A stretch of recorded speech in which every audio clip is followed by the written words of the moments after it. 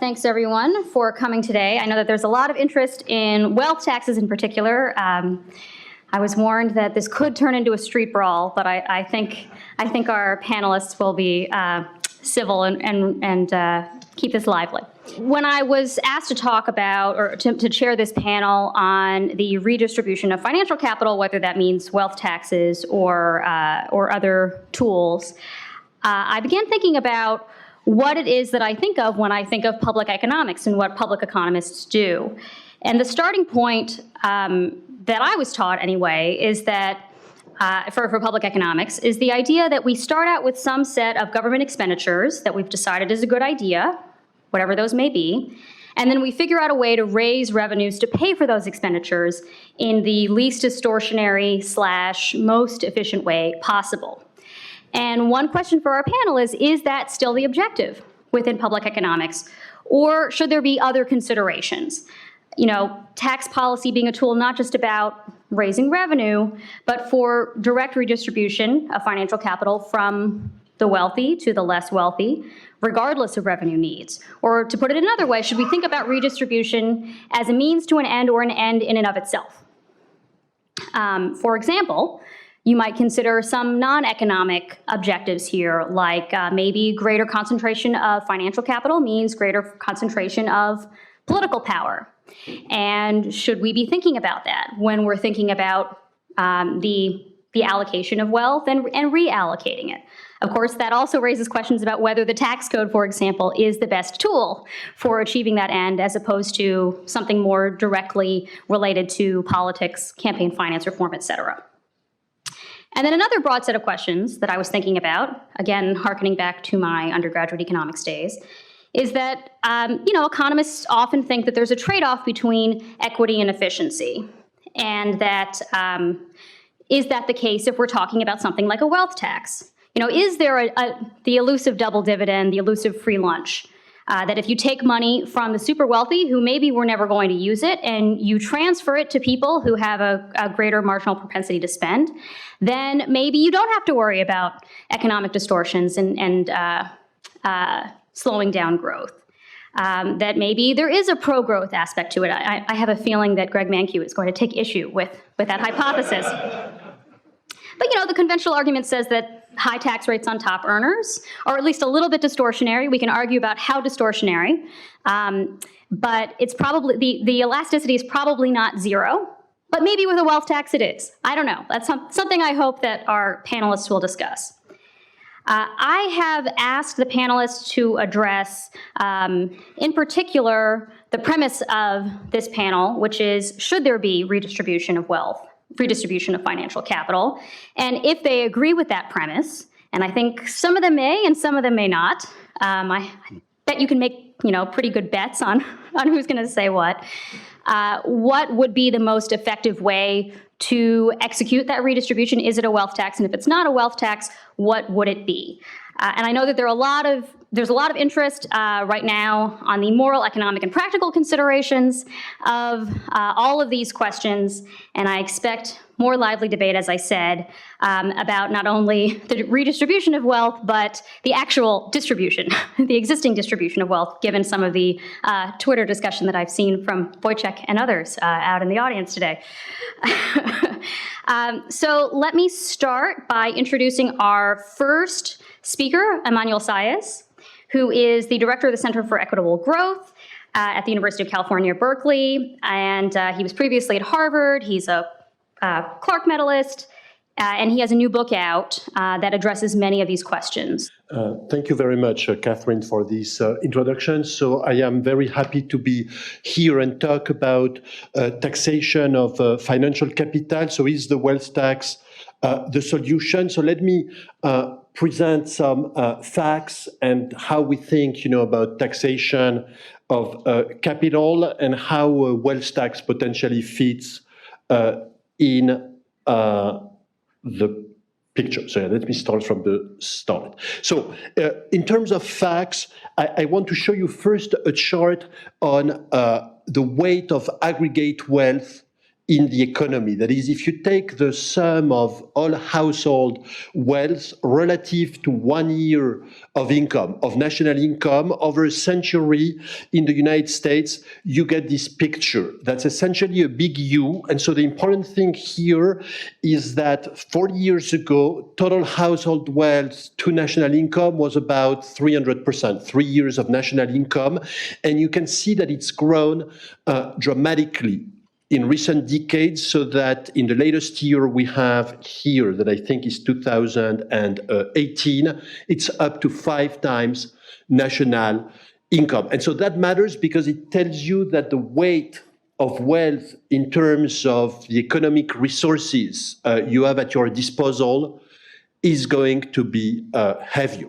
And so why is wealth as an aggregate increasing relative to national income? Well, it could be because there is more capital, which is a good thing, more computers, better buildings, etc., that make the economy more productive. However, if you look at national accounts, you will see that what's called, the capital stock at replacement cost hasn't followed that path. So what really that means is that wealth is more valuable because the existing assets capture or are thought to capture, a bigger share of income moving forward. So if you want, what makes Amazon as a company, Amazon is founded by Jeff Bezos, the richest man in the world, so valuable. It's not so much the computers they have, but it's the belief that they will be able to extract, monopoly rents for decades to go because they are in such a dominant position. So that creates wealth. So wealth is big, and the distribution of wealth has also followed, that U-shape pattern over a century. So here, this chart depicts the share of total wealth, total household wealth in the US that goes to the top 0.1%. And you can see, again, in recent decades, a sharp increase in wealth concentration. While 4 or 5 decades ago, the top 0.1% was getting something like 7-8% of total wealth. Now we are up to something like 20%. So for wealth, we don't measure it as well as income because we don't have a wealth tax yet.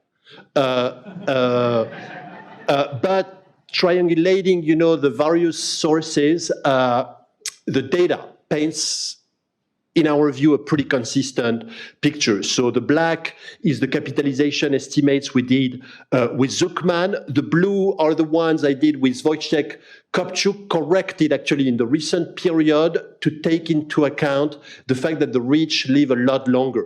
Because, if you think the rich don't die anymore, they are not going to show up, on the estate tax record. So when their longevity increases, you have to correct the estate tax data. When you correct them with the Chetty data on mortality, for the rich, you get a pretty sharp increase, just on what is revealed purely on the estate tax return. The SCF combined with the Forbes 400, because the SCF survey doesn't capture, the Forbes 400, also show a pretty steep increase. So that's the situation for wealth in aggregate, for wealth inequality. If you look specifically at the very richest, and I want to focus a little bit on that group because as you've seen in the wealth tax proposals, the billionaires are singled out. In the Warren tax, it's 2% above 50 million, but with 3% above 1 billion. In the Sanders plan, it starts at 1% and 2% like Warren, and then it goes up 3, 4, 5, 5 at 1 billion, 6, 7, 8, 8 above $10 billion. So literally we're talking, like 50 people, but a lot of progressivity within this very small group of people. So this group has been doing pretty well in recent decades. So from 1982 to the present, that's how their share of total US wealth has evolved. 4 decades ago, they had about 1% of US wealth. Now it's closer to 3.5%. Okay, and that data is done by Forbes magazine. That's nothing to do with tax data, but it paints a consistent picture. All right, so this is the distribution of wealth. And yes, and one thing I want to point out, because, the big value of the Forbes 400 is very concrete. We can see exactly who is there. And if you go down the list, of the richest Americans here, you have the top 11. What you can see is that these people, most of them got rich by building new businesses that literally, took over the world, new inventions. You have the online retail, Amazon. You have Microsoft, that was already decades ago. Warren Buffett, the genius investor, Facebook, Oracle, Google, Koch Industries. And the only really inheritor you have here is number 11. Who is, a heir from the Walton family, which founded Walmart. So I'm not saying, those guys are inheritors. They founded big businesses and had tremendous success, thanks to globalization. They could deploy their businesses at an incredible scale. Very quickly, they built those enormous fortunes. Now, what is our current tax system and how does it work towards the top of the distribution? So today, I want to avoid, the wars of the bottom. Does the bottom pay? Should we count transfers? And I want you to focus more on the right side of this chart. So here it's ranked by income group. P95 to 99 mean percentile 95 to 99, and it measures the tax rate relative to a comprehensive measure of income that's consistent with national income. So it's not just what you report on your tax return, but it adds all the income components that are not on an income tax return. So for the middle class, the fringe benefits that you get through your employer, the imputed rent on your home. At the top, it adds the corporate profits if you are a large or a shareholder, of a corporation. And so what you can see is that the US tax system, if you start in the middle class and you include all taxes at the Fed, state, and local level, is somewhat progressive. It goes up from 25%, reaches a peak, slightly above 30% in the top 0.1%, 0.01%. But at the very, very top, and here the picture exaggerates, the size of the top relative to their population. Suddenly, it declines. And so that comes from the book we did with Gabriel. And we think, so the numbers, except the last one for the top 400, are kind of consistent with what the agencies, and the think tank find. At the very top, it kinds of taper off. We think that at the super top, it comes down somewhat. Why? Because if you look back at who is on those lists, so take Jeff Bezos, for example. What is his income? His income is about, 20%, or now after his marriage, a little bit, after his divorce, a little bit less, but perhaps, 12, 13% of Amazon, the corporate profits of Amazon, that's his income. So he pays some tax on that. In the case of Amazon, it's not much. There were articles saying they didn't pay any tax. On average, corporations pay 16% of their profits in taxes when you include state and federal taxes. So it's not a very heavy burden. And then Jeff Bezos would pay individual income tax only if he realizes some of the gains, that is, he distributes himself some of the profits, through selling Amazon shares. Amazon doesn't pay dividends yet. So how much do the very rich do that? It's going to vary. Some of them who are frugal, so take Warren Buffett, who disclosed, that when his wealth was 65 billion, he paid himself in realized capital gains only 10 million in 2015. So you can see that it's a ridiculously low payout relative to the true economic income. And that's what explains here why the individual income tax doesn't have as much of a bite at the very top, triangulating various sources, we find that on average, those guys realize incomes that are slightly less than half of their true economic income.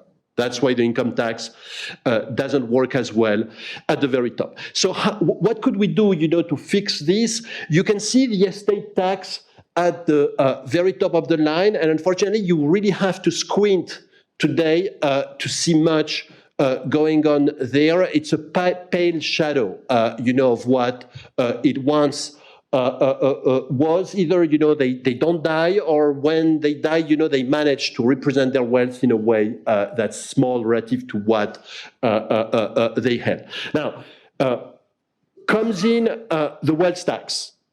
Now, if based on our data, that has joint data on income and wealth, we can measure the wealth, in each income group. If we assume, and some people will say it's a really optimistic assumption, that the rich will only evade or avoid 15%.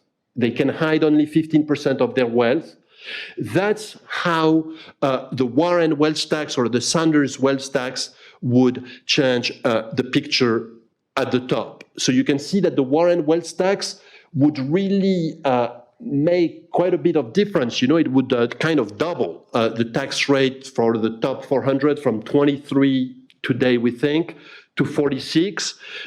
With the Sanders wealth tax, it goes above 70%, and that's because wealth is so high there. So if we can measure it and tax it well, that's how it would change the picture. Obviously, if you think instead of evading 15%, they are going to evade 60%, you would have to scale down those lines, by half, bring them closer, to the existing system. But it gives you a ballpark of the effect of taxes. Now, so this is on pure revenue. You can also do a little simulation, seeing what would have happened, to the wealthiest American if those wealth taxes had been in place since 1982. And here we do a very mechanistic calculation. If a wealth tax, takes 3% of your wealth in 1 year, it cuts your wealth by 3%, then the second year, 3% again, and so on, which is, for those super wealthy people, it's probably the way it would work. That is Jeff Bezos, if he has 10% of Amazon and we take 3% from him, the only way he can pay is by, selling his stock and reducing, his ownership of wealth. And so you can see that with the Warren wealth tax, wealth would be reduced. With the Sanders wealth tax, even more, particularly so for people who've been billionaires for decades. The younger guys, like Zuckerberg, who've been billionaires only for 10 years, would be less affected by the super high wealth tax, on billionaires. In other words, entrepreneurs doing extremely well can beat the wealth tax. If your wealth grows up by 40% a year, you beat the Sanders wealth tax. But once you're mature, it's a lot harder to maintain your wealth, if you have to pay every year, let's say, 5%.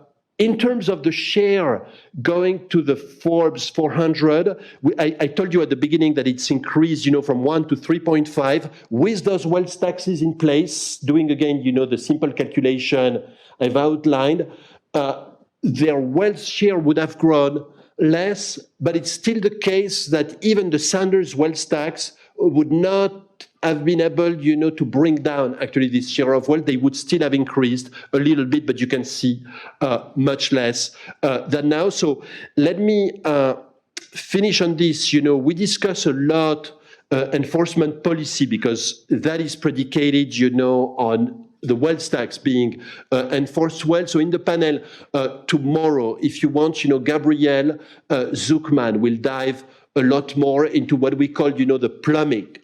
Esther Duflo, the Nobel Prize winner, told us economists should be plumbers. In the case of tax guys like ourselves, yes, exactly that. We are going to fix leaks, and that's how our expertise is going to be used for this purpose. Thank you. And next up, we have Larry Summers, who is President Emeritus of Harvard University, and economics professor at Harvard University, also has held various public policy positions, director of the NEC under Obama, Treasury Secretary under Clinton, chief economist at the World Bank. Larry. Thank you very much for the opportunity to be here. I have a lot to say, so I will say it somewhat telegraphically. Let me say I speak from the perspective of someone who thinks that the United States should be a vastly more just society with a government that does substantially more to help the middle class and the poor. And it is from that perspective that I speak.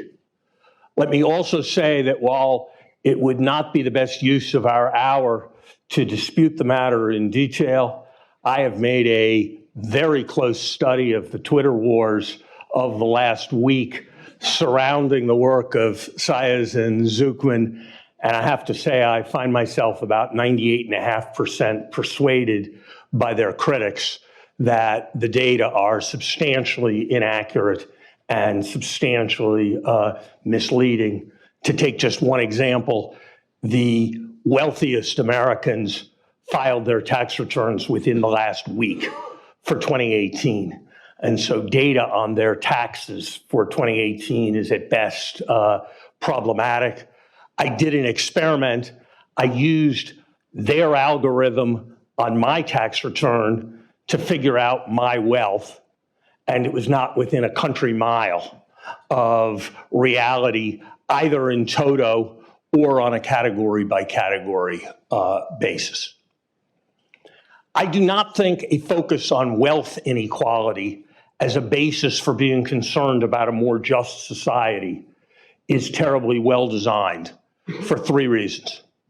First, the arguments around political power have almost no validity.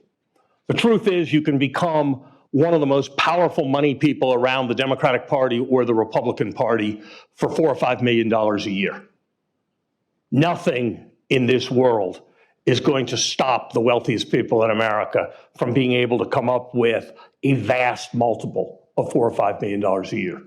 If you think about the worst special interest abuses in the United States, there are things like the NRA, there are things like the realtors, there are things like corporations lobbying, none of which is addressed by the wealth tax. If you had a successful wealth tax and it forced people to respond in the way they naturally would by giving away more money to organizations that shared their values and spent money in pursuit of their values, you would in all likelihood increase rather than decrease the influence of the views of the wealthiest people on public policy.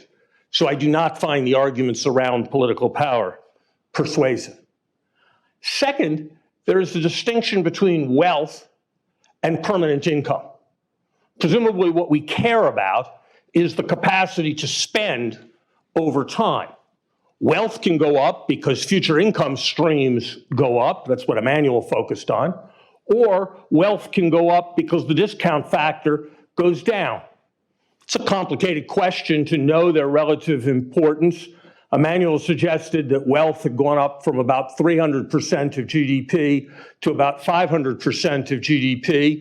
One crude measure is the Shiller price-earnings ratio. The Shiller price-earnings ratio is 76% more than its post-war average. That would explain all of the increase in wealth relative to income, and those assets that are most affected by that are those disproportionately held at the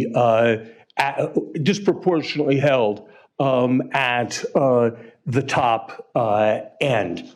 So once one recognizes permanent income, it seems to me that the point loses, that the emphasis on wealth loses a fair amount of its force. The third reason why it is problematic is that wealth inequality reflects many things that happen in a society. Suppose we successfully in the United States adopted a more generous, complete, and progressive social security system and a better and more satisfactory health insurance system. I would assume that the lower half of the population would have much less need to accumulate and hold liquid assets because they were being properly insured. And so measuring the ratio of the wealth of the wealthy to the wealth of the less wealthy may reflect something about accumulation at the top, or it may reflect something about the adequacy or inadequacy of social insurance arrangements or lengths of retirement periods or many other things. So I don't think wealth is a particularly sensible way for judging or assigning taxes on an ability to pay. There's the further point that what do we want to encourage or discourage the wealthy from doing? Activity A, investing the money in the way they think are most productive based on the fact that they were smart enough to accumulate it in the first place. That's what we punish hardest with the wealth tax. Activity B, buying a bunch of spectacular trips, taking hundreds of people all over the world around 747s, that escapes the wealth tax. Or C, giving it to others who will use it to influence the society, that also escapes the wealth tax. And so the value judgment seems problematic as well. There are better ways, as I'll discuss in a few minutes, to be much more progressive. Does the wealth tax work? Is it a sensible tax? First thing to say is that economists figured out some long time ago that taxes on what we call capital income are in part taxes on the safe return to capital and are in part taxes on the risk premium that is earned. Proper taxes on the risk premium, proper income taxes that reflect both the up and the down, deal with both gains and losses. And Jim Tobin showed years ago, might even encourage risk-taking. The key component is the tax on the safe return. What is the safe return in the American economy? It's below 2% a year in nominal terms, and it's close to zero in real terms. And so on the safe return, as distinct from the risk premium, the wealth tax is a tax at a rate over 100%. Might be the right thing to do, but it's not a trivial thing to do. How much revenue can we collect from a wealth tax? I'm convinced that Saez and Zuckman overestimate by on the order of a third the amount of wealth that is held by people who have more than $50 million in wealth, and that their 15% figure vastly underestimates the capacity of people to spread their wealth around among family members, to give money to charities that will act in ways they support, to achieve valuation discounts, or to do a variety of things. To take just one trivial example, there's no market on which Mike Bloomberg could sell his holdings in Bloomberg. So I don't know what the calculation about what would happen if 2% of it was taken away from each year is. Maybe he would decide to go public in response to this, but that would be a consequential act. Seems to me a much easier task to once every 25 years tax wealth at a 40 or 50% rate than it is to try to tax it every year at a 2% rate. And the evidence suggests that with respect to the estate tax, the 15% number would be more like 75%. I suspect we could figure out how to do it in much better ways. But if you take the overestimate of wealth, and then you take the overestimate of what fraction of wealth that you can get, I think we'd be, and then you correct for the elementary error that they make in inflating their 2019 figure to a 2028 figure. I suspect that if we could get half of their revenue estimate, it would be generous, and I would be very surprised if any official scorekeeper came up with a number that high. Is it worth gearing up a whole new tax and a whole new system for 0.5%? I rather doubt that it is. What's the better way? The better way is there is a massive problem. Bill Gates started a company. The company did spectacularly well, and he's never going to pay tax on that, even if it all goes to his children and his children's children and his children's children. There is no defense for the fact that capital gains avoid taxation at death. We should have constructive capital gains taxation. And if we had constructive realization and capital gains taxation at death, then the incentive to hold capital till you die would be much smaller. And so we would have higher turnover and we would collect more from the regular capital gains tax. There are a variety of other things to do. There are a whole set of estate tax loopholes that could very usefully be closed. Be a reasonable idea to tax inheritances as income, as a way of getting at large fortunes. There are a variety of other provisions that are in the spirit of carried interest or exchanges of real estate.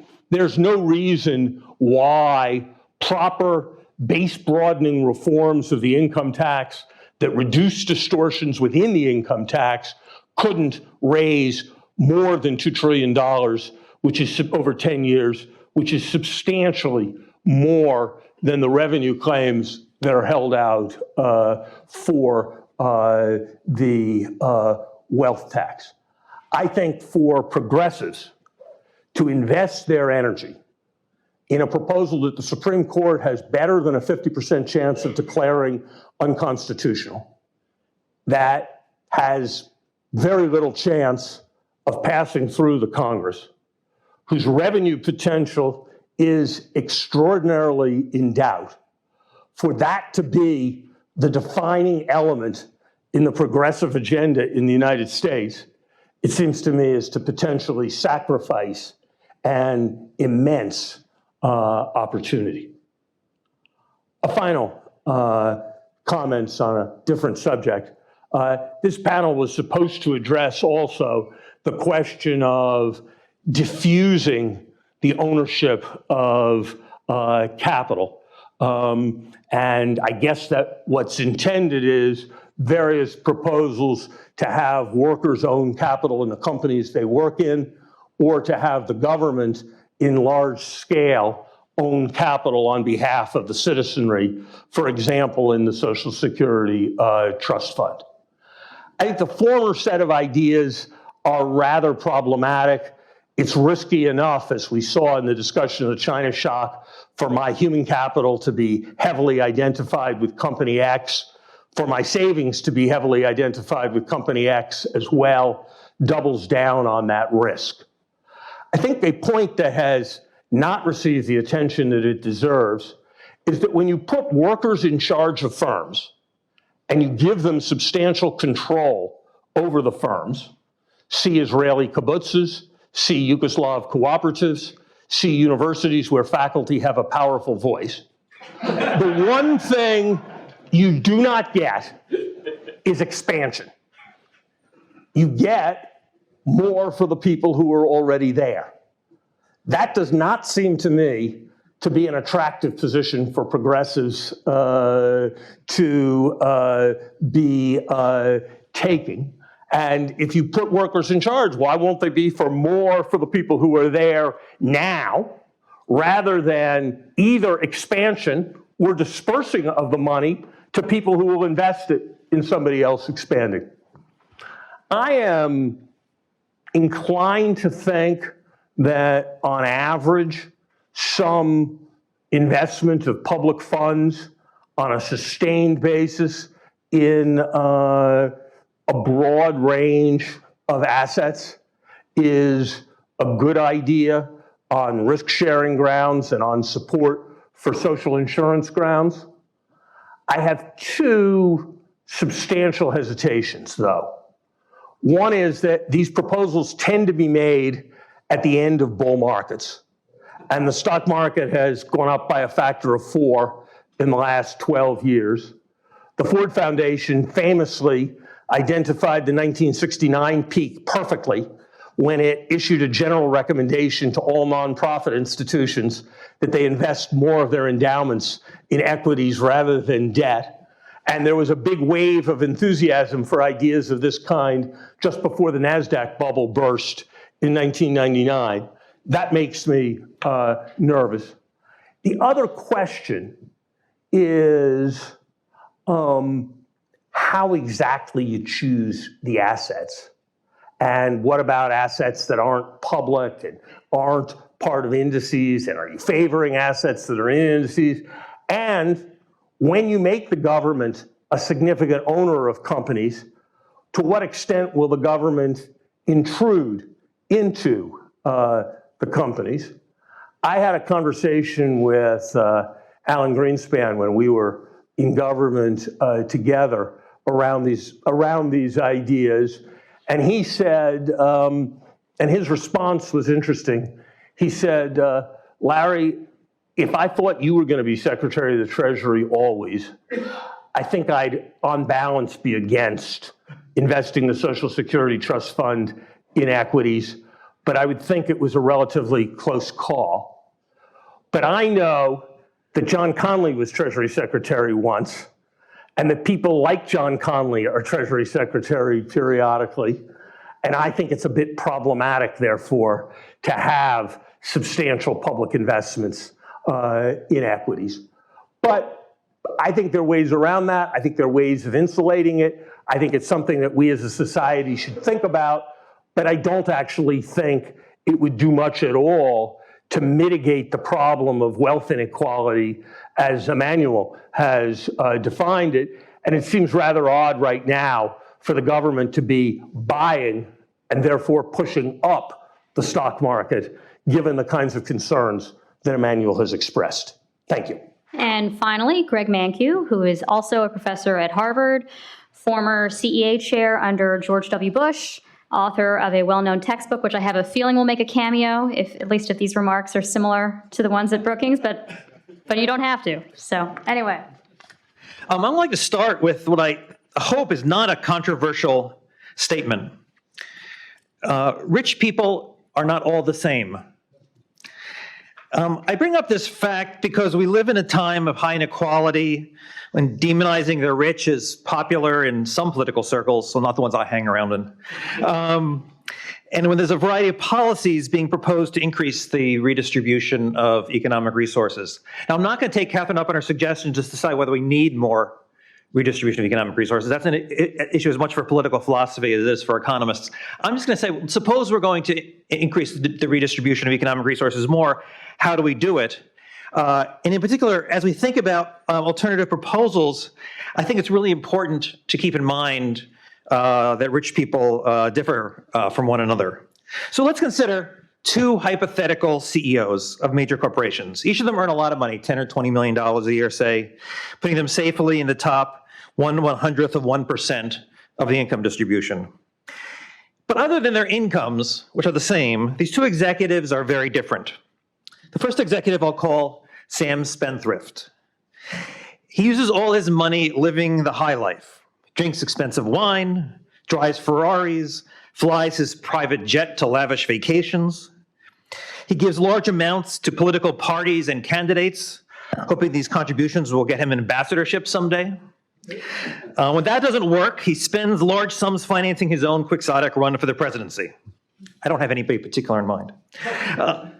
The other executive I'll call Frank Frugal.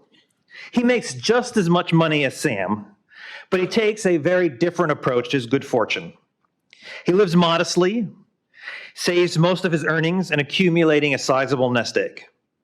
He forgoes the opportunity to influence the political process. He's not really very political. Instead, he invests his money in successful startups, which he happens to be quite good at identifying. He plans to leave some of his wealth to his children, grandchildren, nephews, and nieces, Most of his wealth, however, he plans to bequeath to the endowment of his alma mater, maybe Harvard, where it will support financial aid for generations to come. Okay, now ask yourself,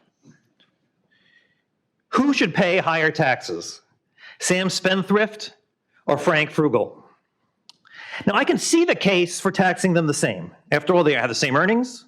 One might say that how they choose to spend their money is not an issue for the government to judge or influence. Personally, however, I'm more inclined to think that Mr. Frugal should be taxed less than Mr. Spendthrift. And the argument is really Pigovian. It has to do with externalities. Mr. Frugal's behavior confers positive externalities both on members of his extended family and on the beneficiaries of his charitable bequest.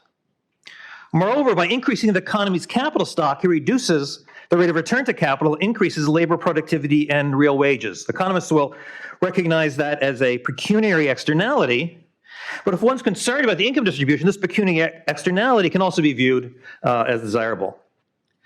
Now, what I find hard to believe is that Mr. Frugal should face higher taxes than Mr. Spendthrift. But that is what occurs under the policy proposals being discussed, in particular the wealth taxes being advocated by Senators Warren and Sanders. Now, I'm skeptical that these taxes can be implemented successfully, but I'm not going to actually talk about that today, given the limited time. But let's suppose they are implemented successfully. These taxes are going to hit Frank Frugal hard, and are going to be much easier on Sam Spendthrift, because he doesn't accumulate the large nest egg. Now, you might say, okay, well, that's just the cost of redistributing economic resources, and if this was the only possible tax on the table, then I can kind of see the argument in favor. But there are a lot of other ideas that are on the table. And I think in particular, there are ways to redistribute economic resources in ways that do not penalize frugality. In particular, I am attracted to something along the lines of the policy now being championed by Andrew Yang, the former tech executive and the entrepreneur who is now running for the Democratic nomination. Mr. Yang proposes enacting a value-added tax and using the revenue to provide every American with a universal basic income of $1,000 a month, which he calls a freedom dividend. It's pretty easy to see how this idea would work.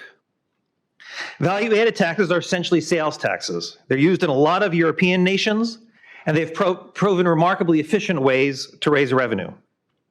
And because the dividend is universal, it would be simple to administer.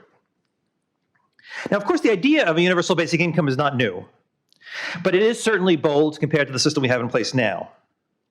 The idea has its critics, and what I want to do is talk about some of the arguments that people make opposed to a universal basic income. I think there's some valid arguments, but I think a lot of the arguments you hear really don't hold up under scrutiny. So let me use an example to discuss why. Okay, I want to consider two possible social safety nets, which you're going to see on the screen in front of you in a second. For the purposes of today, let's assume these are balanced budget, so we don't have to worry about deficit issues. The first one is a means-tested transfer. So we're going to give everybody $1,000 per month aimed at the truly needy. So the full amount goes to somebody with zero income, for a person at the very bottom. The transfer is then phased out. Recipients lose 20 cents for every dollar of income they earn. These transfers are financed by a progressive income tax. So there's no taxes on below $60,000 and a 20% tax on all income above $60,000. Now, the second policy is closer to what Mr. Yang is proposing, a universal transfer of $1,000 per month for every person, financed by a 20% flat tax on all incomes. Now, think for a moment whether you'd prefer to live in a society with safety net A or safety net B. Now, I'm not going to take a vote here, but I did actually take this to a bunch of Harvard students, Harvard undergraduates, and I gave them exactly this experiment. And they were unequivocal in their preference, absolutely unequivocal. Over 90% said Plan A is clearly better. And the arguments basically ran as follows. Plan A targets the transfer payments on those who are truly needy. As a result, it requires a smaller tax increase. Moreover, the taxes are levied only on those people with really high incomes. Plan B is crazy. Why should rich people like Bill Gates and Jeff Bezos receive government transfers? They don't need it. And if they give it to them, they have to raise taxes more to pay for it. Well, superficially, you can see these arguments seem appealing, but here's the rub. As the economists note, these policies are exactly the same. Look at the net payment, that is taxes less transfers. Everyone gets exactly the same under these two plans. A person with zero income gets $12,000 per year in both cases. A person with an annual income of $60,000 gets exactly zero. A person with income of $160,000 pays $20,000 in both cases. And everyone faces the same set of incentives, a 20% effective marginal tax rate for every dollar of income. In other words, everybody's welfare is identical under the two plans, and everyone faces the same set of incentives. The difference between Plan A and Plan B is only a matter of framing. Now, I bring this up. This is kind of obvious to the economists in the audience, but I bring this up because I think it teaches really two important lessons. First, if somebody finds something like Plan A attractive, which all my Harvard students did, and once they sort of recognize the logic that it says Plan A and Plan B is equivalent, they should find something like Plan B attractive. Many critics of universal basic income seem to fail to make this leap because they don't notice the equivalence of the two approaches. And I've had debates with some economists who didn't notice it the first time they saw it. But once you see the equivalence of Plan A and Plan B is much easier to embrace. And I think it looks even better when you realize that universal benefits and flat taxes may be easier to administer than means-tested benefits and progressive taxes. The second lesson from this example is how misleading it is to focus on taxes and transfers separately. Now, it is fully accurate in comparing Plan A and Plan B to say that Plan A has lower taxes, Plan A has more progressive taxes, and Plan A has more progressive transfers. That's all true. But so what? Those facts don't stop it from being precisely equivalent to Plan B. The equivalence of these two plans is clear only when you consider taxes and transfers together.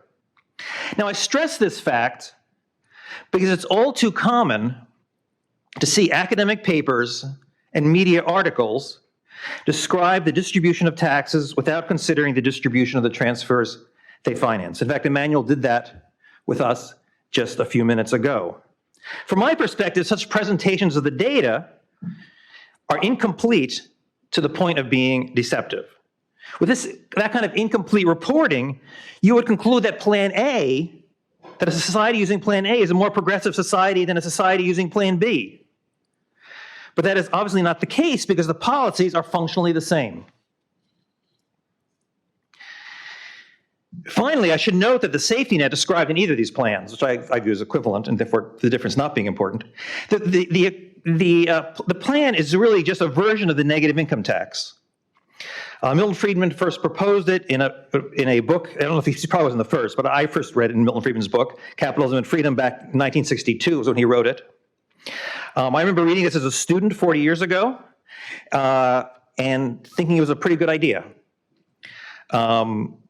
And it turns out I was not alone in that judgment. A few years after that there was an open letter in 1968 signed by more than 1,000 economists endorsing a negative income tax plans along these lines. They didn't have particular numbers involved, but it was on the general principle of a negative income tax.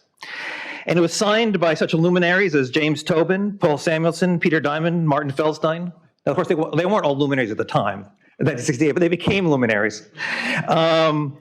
So what Andrew Yang is proposing is basically a version of what these 1,000 economists endorsed back in 1968. There's a little difference. I think the 68 economists were talking about a tax on income. Andrew Yang is focused on consumption through the value-added tax. From my perspective, that's actually better because it doesn't distort the intertemporal incentive to save and invest. But it's I think morally equivalent in a lot of ways to what was being talked about by those 1,000 economists in 1968. Now you have to ask the question of, could 1,000 economists all be wrong? Well, yes, they could. So I have to admit that. But I don't think in this case they are. My own view is that universal income financed by an efficient tax something like a value-added tax might well be something worth considering. And indeed, I'm one of the signatories, as is Larry Summers, of a plan to do something similar in a much smaller way, but financing with a carbon tax. We're part of a group called the Climate Leadership Council that's proposing a carbon tax and rebating the revenue from the carbon tax lump sum to all households. And that's in a very small way, a little bit like the universal basic income. Thank you very much, and I'll stop there. Professor Saez, I wanted to start with you. One of the questions that has been raised about the proposal of a wealth tax, particularly in the United States, is that it's been tried in other countries, right? And it has been repealed in most of those other countries. There are only a few, I think, a handful of countries that still have it, whereas there were, I don't know, over a dozen, something like 20 countries, I think, that have tried it. Could you talk a little bit about what we have learned from those experiences and why you don't think that if we tried it again, that we would have similar results? This is a very good question. So wealth taxes have been tried in Europe, and by and large, they failed. So this is something we address in detail, in our Brookings paper. Wealth taxes need to be designed well. So the European wealth taxes had several important weaknesses. The first one is that they started relatively low at 1 million, not 50 million. And when you hit 1 million, you are going to hit, the merely rich, which might have a house, that's worth 1 million, but may not have liquid wealth. And as we know, it looks more than like a property taxes. Property taxes are really hated. The tax revolution, tax revolt of California, Proposition 13 came precisely about this issue. So setting the threshold at 50 million makes a huge difference. There are two other weaknesses in the European wealth taxes that the US is well placed to address. First, with the French wealth tax, you moved to London, you were no longer liable. In the US tax system, the tax follows you, as long as you remain a US citizen.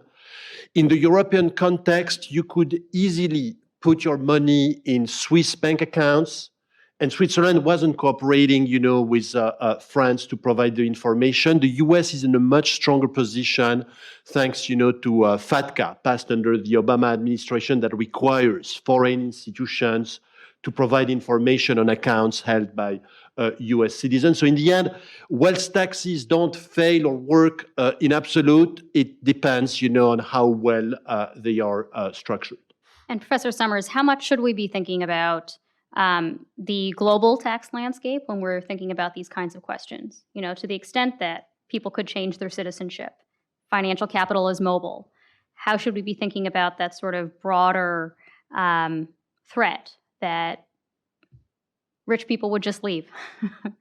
We invented the Financial Action Task Force during the Clinton administration that was directed at what I used to call the dark sides of capital mobility, which were tax evasion, money laundering, and regulatory arbitrage of one kind or other, with all of them being abetted by bank secrecy. So I think you're doing the Lord's work when you're working on those kinds of problems, and they should be much higher on the global agenda than they are. Gene Sperling, who's here in association with various Democrats, was involved in coining the term economic Benedict Arnolds to refer to people who abandoned their citizenship in an effort to avoid taxation. And I think just what the right proposals are, but the general impulse to penalty taxes if you try to leave the United States or renounce your U.S. citizenship, I think is a good and valuable impulse. I think that the benefits of the FATCA and all of that apply for any country that's trying to tax its citizens fully. And so any European country that was interested in a wealth tax could avail itself of those benefits the same as the United States has. And I've missed the resurrection of interest in Europe in wealth taxes in the face of that. I think one place where I think I've studied it pretty carefully, and where I think Emmanuel and Gabriel are substantially too optimistic, is in their belief that there are unilateral proposals that can be used by one country to get at this substantially. So, for example, they make much in their book of an idea, which is if you sell a lot of stuff in the United States, then you have to pay the United States a certain fraction. If you sell 30% of your stuff in the United States, then you have to pay the United States 30%, a minimum of 30% of your global profits. Well, any tax lawyer who could get themselves hired as a second-year associate in a reasonable law firm will take all of 3 minutes to figure out that I can locate myself in Ireland. I can sell to another Irish company. I have my stuff costs $100 to produce. I sell my stuff to another Irish company where I make $300. Then I'm done. I've done all my sales, 100% of them are in Ireland. And the company in Ireland sells to the United States at $300, which is its costs, has no profits, and the profits all end up being located in Ireland. Now, I can tell you from years of experience being engaged with tax lawyers that what will happen is there will be a proposal that will address the specific problem that I just described, but there will then be a set of more intricate shelters that can re-establish more or less what I just described.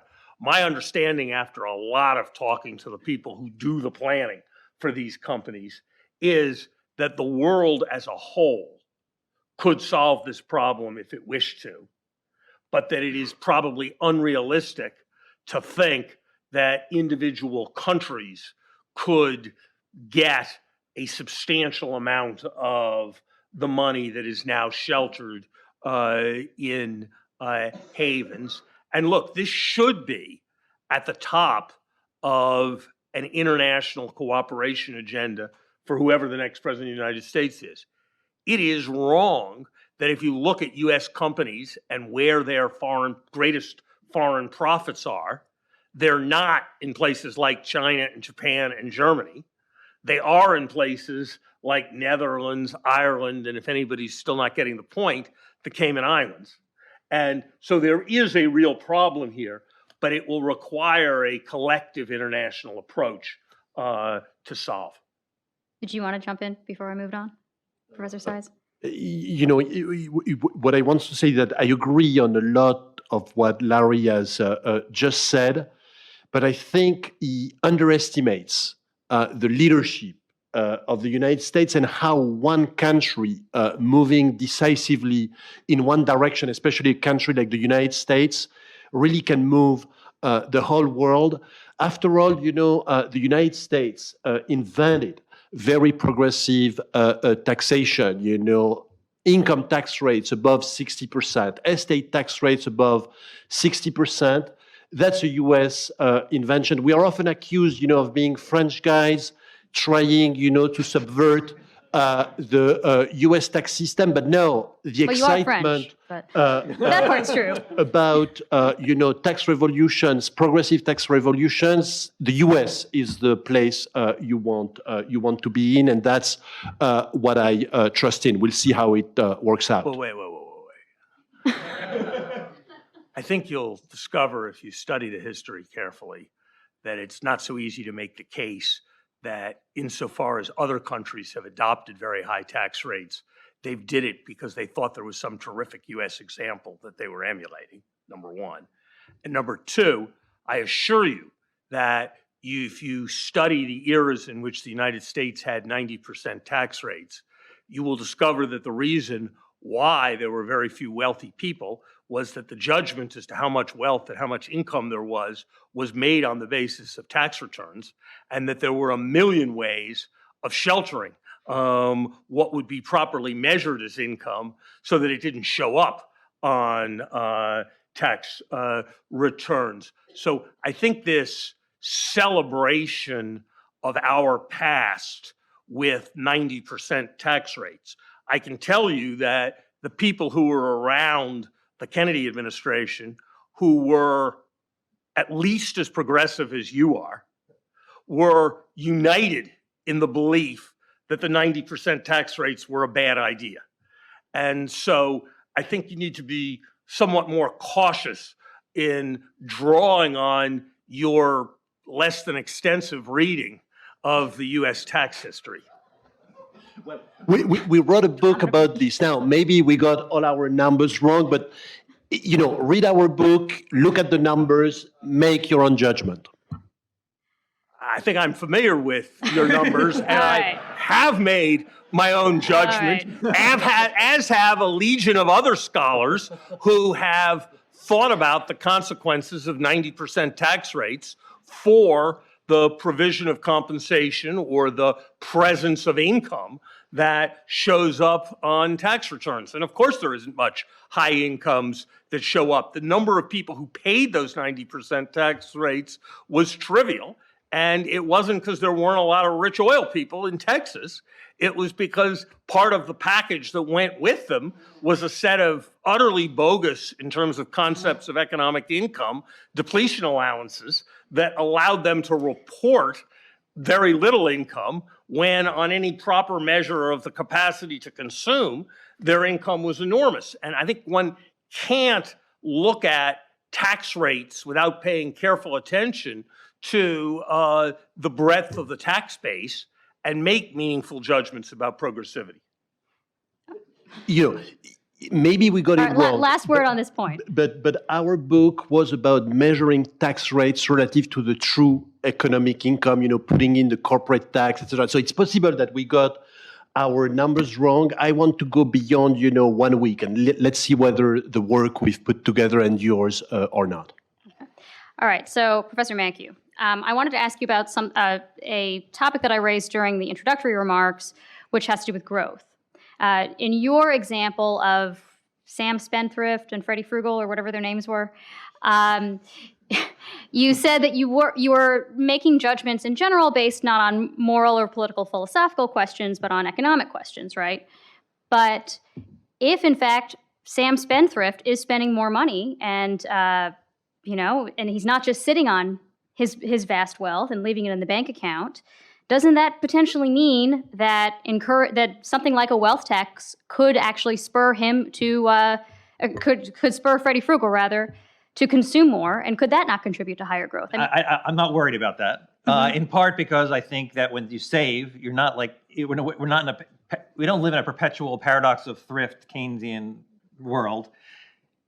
In normal times, when people save, that moves into capital investment, and capital investment leads to growth and increases labor productivity and wages. So no, I'm not worried. If I thought we lived in a sort of a paradox of the world where saving is always a terrible thing, then yes, but I don't think it's the world we live in. But is there not a sense that even if we don't live in a paradox of thrift world, that if you redistribute financial capital from people who are less likely to spend it to those who are much more likely to spend it, that you could have positive growth? You could have more consumption and less investment. Mm-hmm. I mean, look, Catherine, I'm the guy who's been talking about secular stagnation for the last 6 years and who's been pushing the argument that we have a chronic shortage of demand and that it's a serious issue.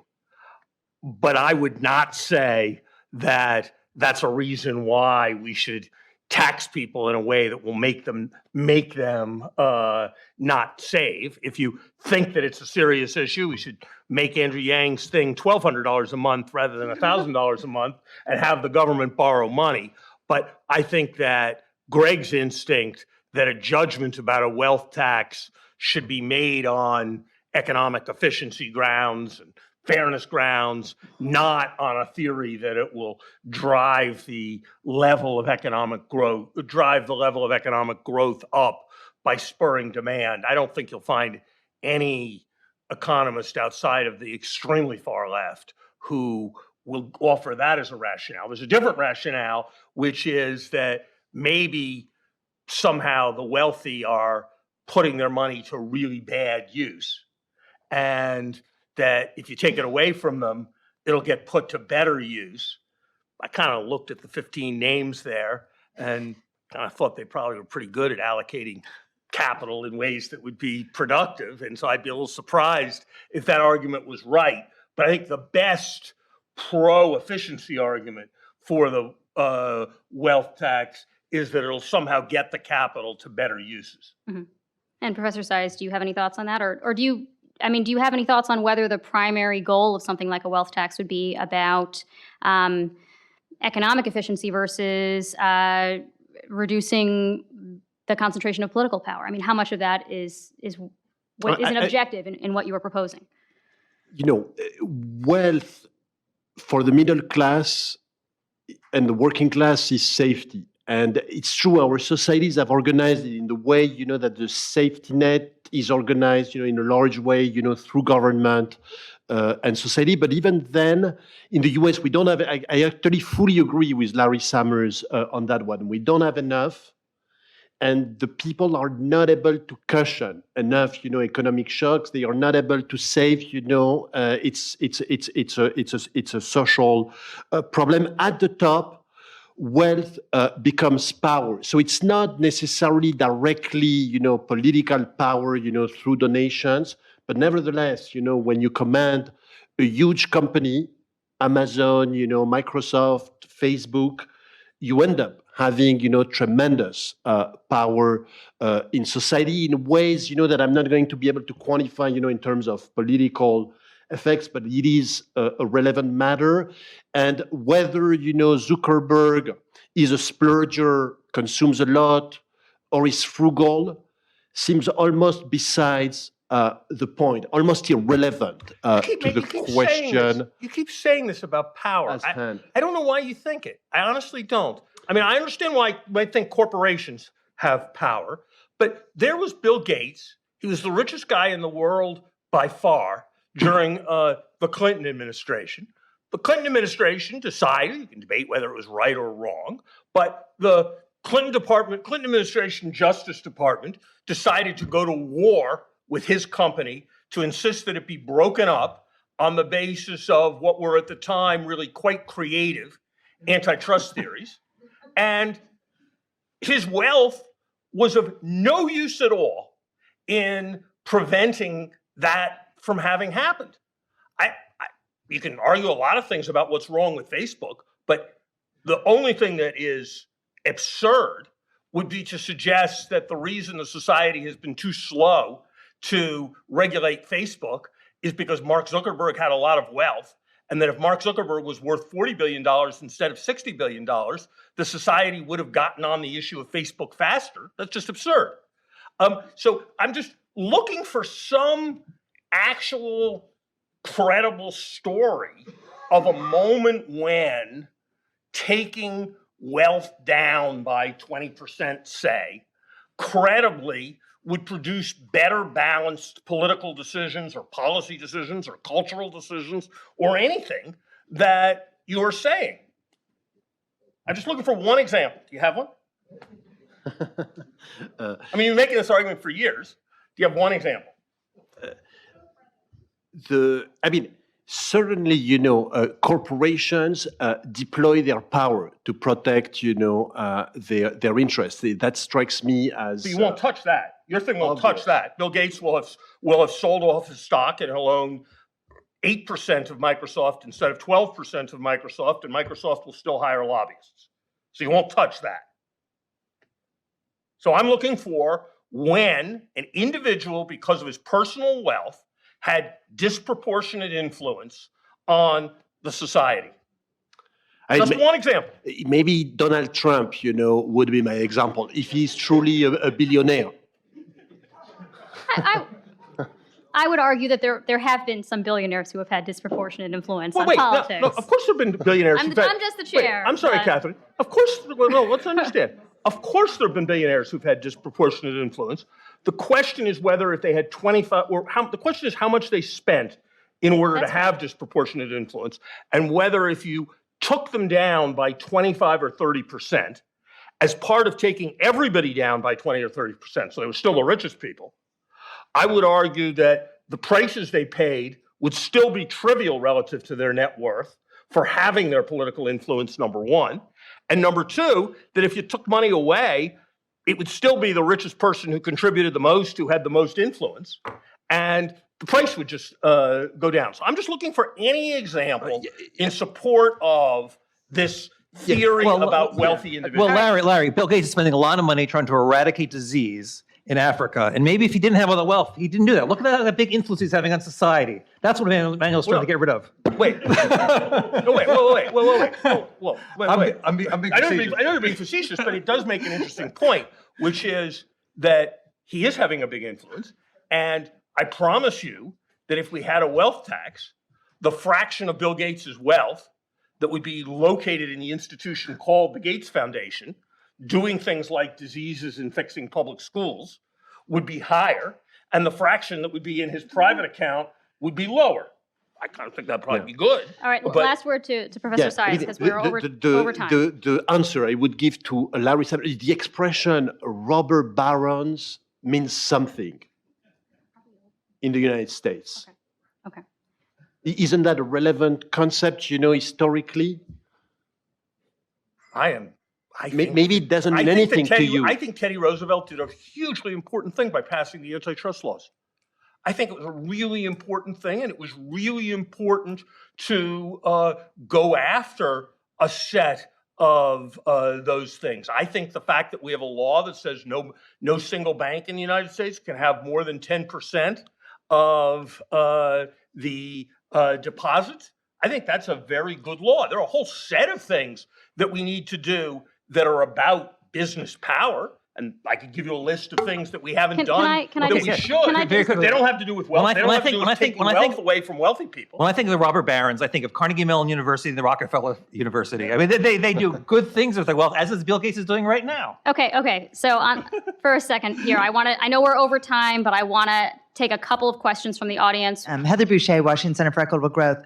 Just on this particular topic about Bill Gates and philanthropy, I mean, it seems to me that one of the most compelling arguments for a wealth tax is that I would like decisions, and I guess this is a question in the form of a comment, about what we invest in as a society, what decisions we make about what things are important, whether or not some communities deserve help and what kind that is, to be made by something resembling a democratic institution. And I think that the enormous power, and I say this as somebody who runs a 501c3, but the enormous power that philanthropy has and the unaccountability to anything democratic seems alone like a very important reason to be talking about a wealth tax. So that was not a question. I mean, I understand how you think that Bill Gates doesn't allocate his capital as well as, say, Donald Trump and Mitch McConnell would. But I'm not sure I agree with that. I mean, we decentralize a lot of decisions in society because we think decentralized decisions are better. I don't trust our institutions of government to say, oh yes, all those big wealth out there, I think Donald Trump would allocate it better. Now, you believe in democracy more than I do, but I actually believe there are limits to where different democracies can make good decisions.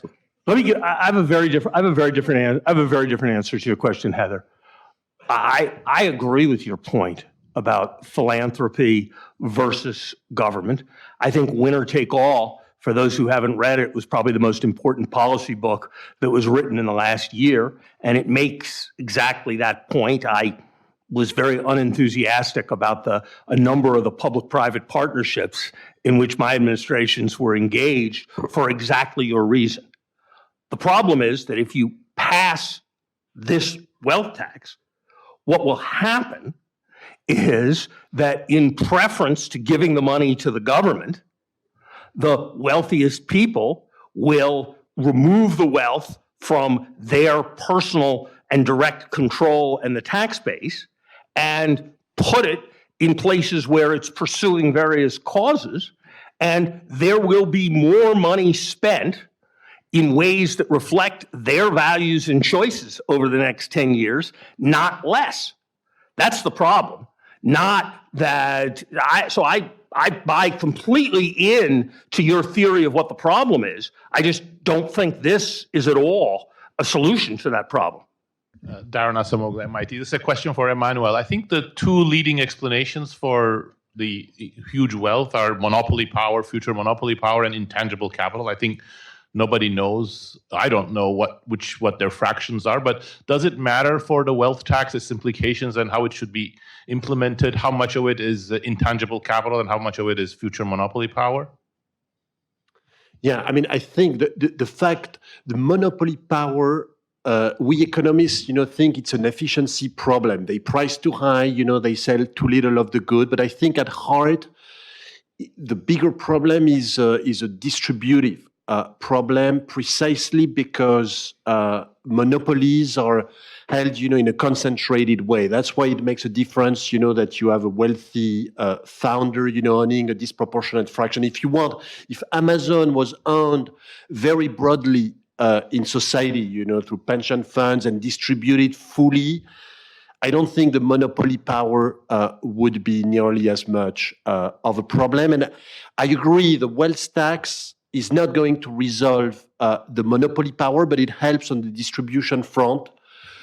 And we hope, that on the antitrust, front, there will be action as well. I think you have to attack the problem, through both sides. I was going to see if I could end everything on a note of comedy by finding something halfway between Larry and Emmanuel that, rather than getting you both to agree with, you can both tell me why it's wrong. I don't see what the argument is for when you have the economic argument. There may be some administrative ones for why when you have capital gains, you choose when you pay the taxes on them through realization rather than paying those taxes every year as those gains have accrued. That's definitely constitutional if you deal with that set of issues. Senator Wyden has been working on legislation that I think has worked out a number of the administrative issues with this.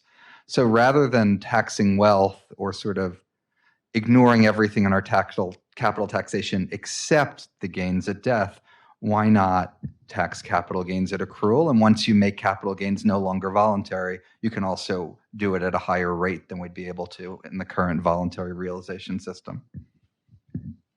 Yeah, I'm happy to start answering that one.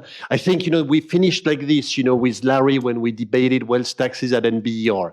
If you look at unrealized capital gains, we both agree that it's unfair that the tax is deferred so much. And therefore, you would want a system that starts taxing unrealized capital gains. Perhaps the stock of unrealized capital gains could get a pre-tax, withholding. You could do mark to market.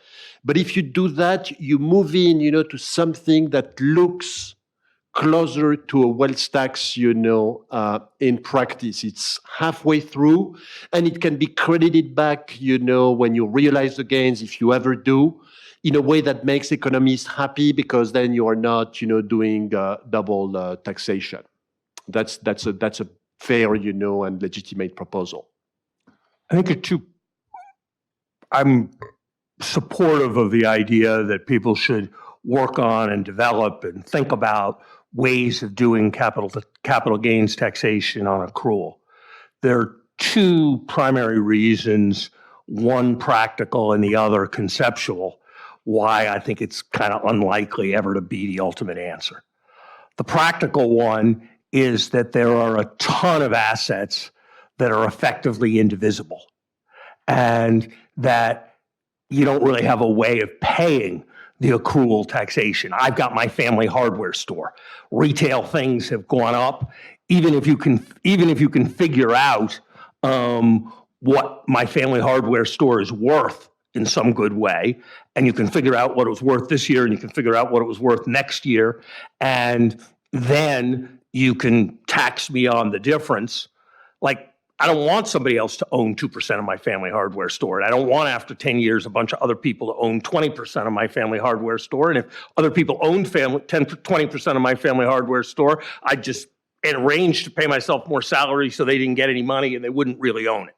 So I think there are a huge set of issues around illiquid assets. I have enough trouble when I file my tax returns figuring out what my basis is on stuff that I bought or somebody bought or something 13 years ago and that I'm selling, that if you told me that when I filed my tax return, I had to figure out the whole path of the value of the things, I think it would be a nightmare of complexity. So I just think there's a feasibility problem that makes it hard. Second problem is conceptual, which is what do we count as a capital gain and what do we not count as a capital gain? If I own a company and the company we used to think was going to pay me $100,000 a year for the next 10 years, and then now we think the company is going to pay me $120,000 a year for the next 10 years, we say that in addition to the fact that I'll pay tax on the $120,000 each year, we say that I have a capital gain of 20%. Suppose I teach at Harvard, and I'm going to teach at Harvard for 10 more years, and they declare that there's a 20% raise at Harvard. And so my salary is going to go up by 20%, and I'm for sure going to teach at Harvard for 10 more years, and that income is there, and it's something that's part of the present value of everything that I think about. That's kind of a capital gain too, if you think about my wealth, if you think about my capacity to consume. And so how we decide which future flows we're going to present value and congeal and call wealth, and then tax on the delta, and which we're not, is, I think, a difficult problem. And I just predict that the world won't get there. And if we still had 8% interest rates, I would think it was a huge priority to figure out the answer to this problem. But since now we have relatively low interest rates, the fact that people are getting some deferral by selling their capital gains later doesn't seem like such a big problem. And the last thing I'll say is that whatever accrual scheme you make up, I promise the tax lawyers who advise the investment community will find a set of ways of doing a ton of accruing losses and offsetting other income. And I wouldn't quickly assume that it's going to be a big success in achieving your objectives of greater progressivity. But in principle, I don't have any problem with what you're saying. All right, on that note, thanks to our panelists, and thanks for the question.